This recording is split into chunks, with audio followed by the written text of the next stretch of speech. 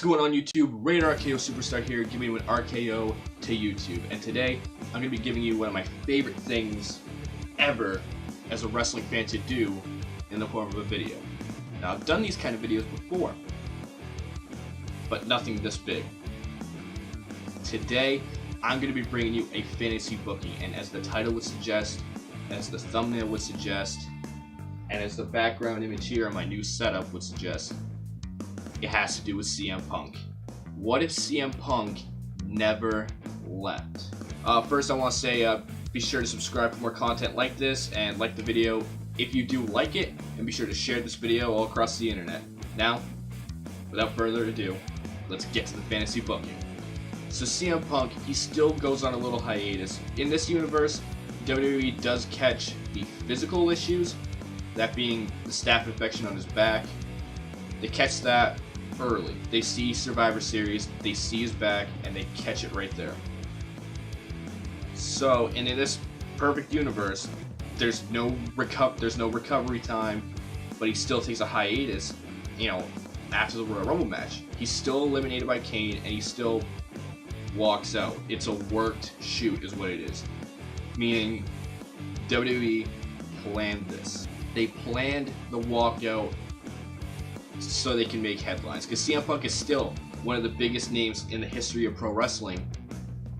What does that mean if he just walked out of the WWE? So they give him a little time to go cool off, get things sorted in his head, so he doesn't walk out like he actually did. So fast forward to WrestleMania 30, and really, it's more or less the same. Daniel Bryan still beats Triple H in the opening and still wins the triple threat match at the end of the night.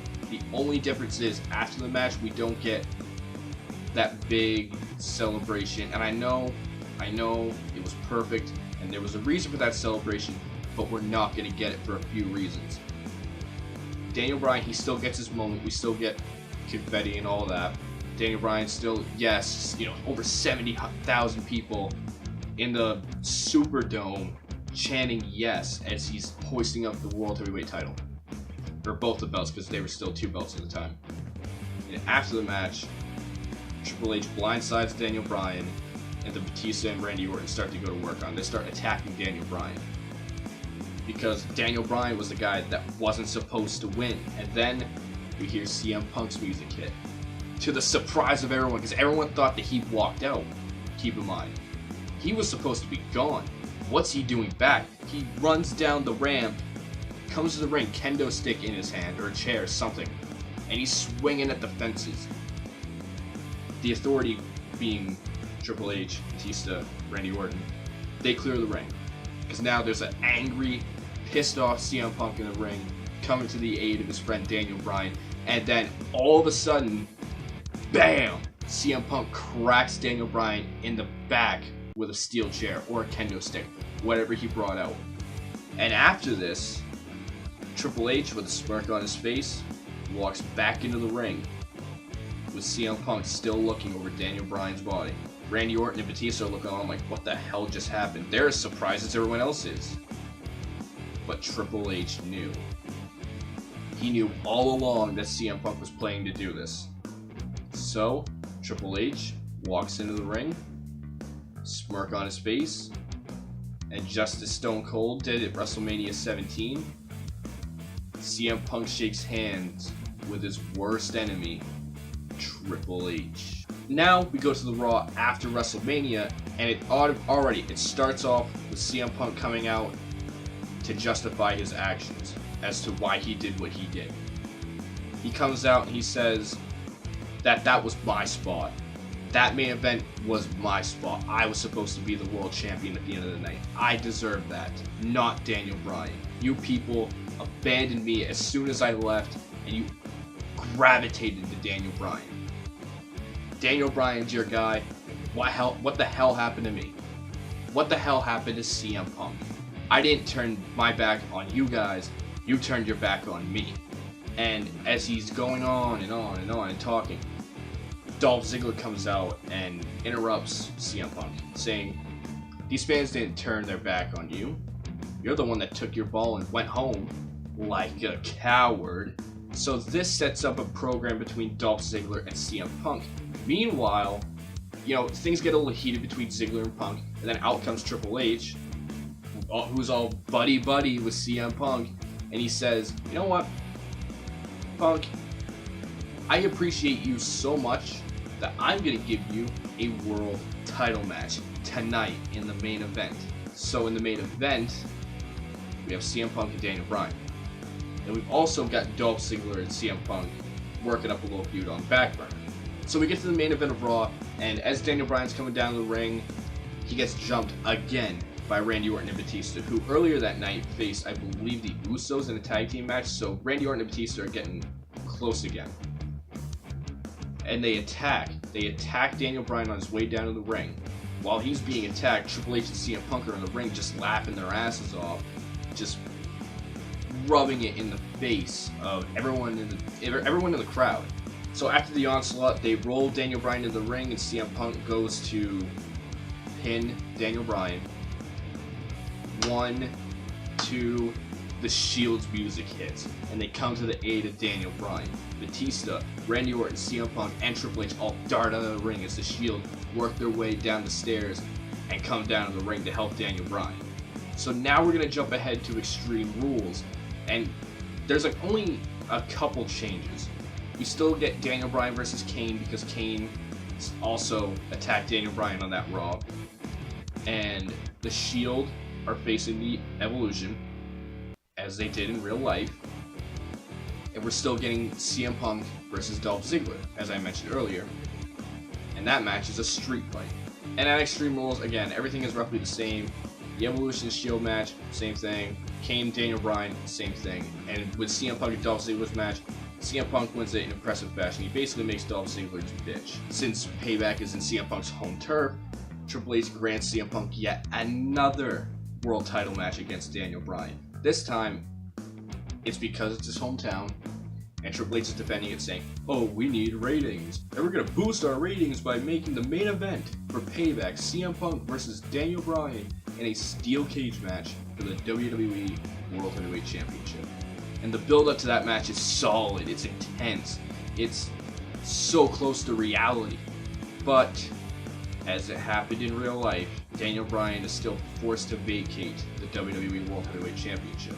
So what does this mean for the match at Payback? Well, CM Punk gets a night off.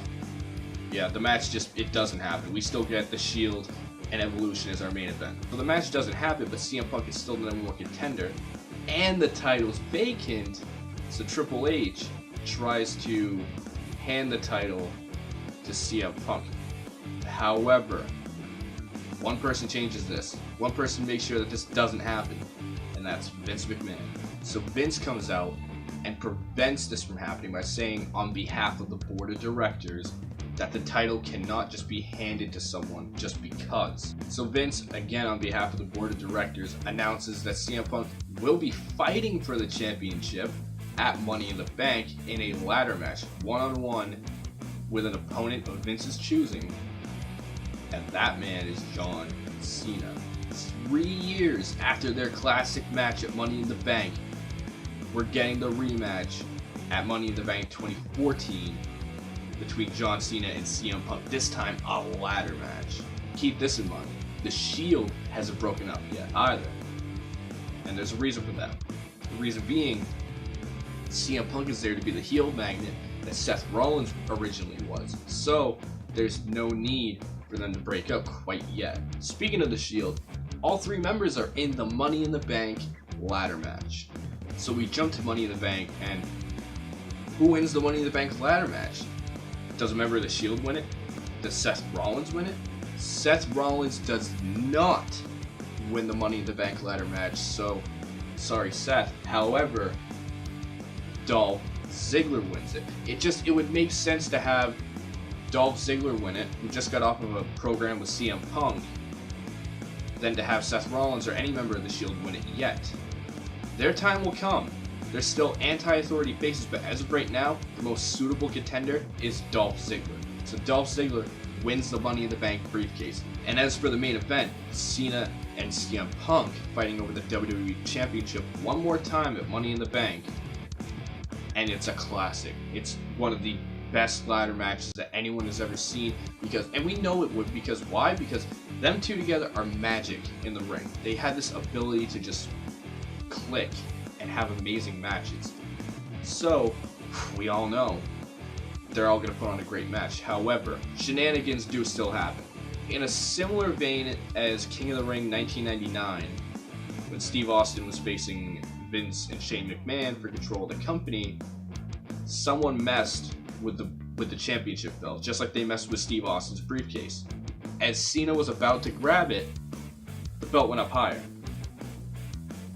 That allowed CM Punk to take advantage of that, and then CM Punk ran up the ladder, grabbed the title for himself. Boom! CM Punk is the WWE World Heavyweight Champion. On Raw, Vince comes out and he's pissed that these shenanigans have been happening with CM Punk in his matches. So, to ensure that there's no outside interference, Vince McMahon makes another executive decision and decides that CM Punk will face John Cena at Battleground in a lumberjack match for the WWE World Heavyweight Championship. And the lumberjacks in this match are The Shield, Randy Orton, and Eric Rowan and Luke Harper of the Wyatt family. So, at the beginning of the match, it's announced that the winner of the CM Punk and John Cena lumberjack match will go on to face Brock Lesnar in the main event of SummerSlam, and they will be defending their World Championship. In the main event itself, CM Punk and John Cena put on another classic match, but there's still shenanigans that happen. There's still something that happens. So John Cena, he goes for the pin after, let's say like a 55th AA. He goes for the pin, 1, 2, the signal cuts. The entire show goes off the rails. It's static. Nothing. Millions of network viewers are pissed. So, due to the signal being cut, there could be no conclusive winner. Therefore, CM Punk retains by default and will be facing Brock Lesnar in a rematch at SummerSlam. This time over the WWE World Heavyweight Championship. So where does this leave John Cena? Well, John Cena's pissed. He's going around backstage at Raw and SmackDown looking for the son of a bitch responsible for tampering with his matches. He goes to basically everyone. He's hell-bent on finding out who the hell is doing this. He wants to kick their ass. And Cena, being as paranoid as he is, he gets triggered at the slightest bit of suspicion. And when Kane gives that off a little bit, Cena jumps to conclusions, attacks Kane, and a match is made between them two at SummerSlam. Also going into SummerSlam, Stephanie McMahon and Brie Bella are still building up their match. And we have another match coming up. We have The Shield facing Randy Orton, Bray Wyatt, Eric Rowan, and Luke Harper in a 8-man tag team match. The Shield get to pick a mystery tag team partner, and the Wyatt family have been working with the Authority as agents of chaos. During the contract signing between CM Punk and Brock Lesnar, it's quite possibly one of the most heated contract signings of all time, because you have two of the biggest heat magnets in the WWE right now. You have Brock Lesnar, who just ended the streak and is getting a WWE title match. He also has Paul Heyman in his corner. And then on the other end, you have CM Punk, who has been cheating to win his matches and is also the biggest heel in the company, or clashing heads with Brock Lesnar to be the biggest heel in the company, because he sided with the Authority and is now the Authority's golden boy.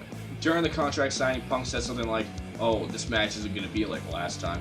And then Brock Lesnar, it's not Paul Heyman that does it, it's Brock Lesnar that talks on the mic. He calls Punk out on his bullshit, saying that, Punk really can't win without help. And then this leads to a brawl, and then Brock Lesnar F5s CM Punk through a table. So now we go to SummerSlam. The Brie Bella and Stephanie McMahon match goes basically like it did in real life. We get Nikki Bella turning heel and fucking attacking Brie Bella and giving Stephanie the win.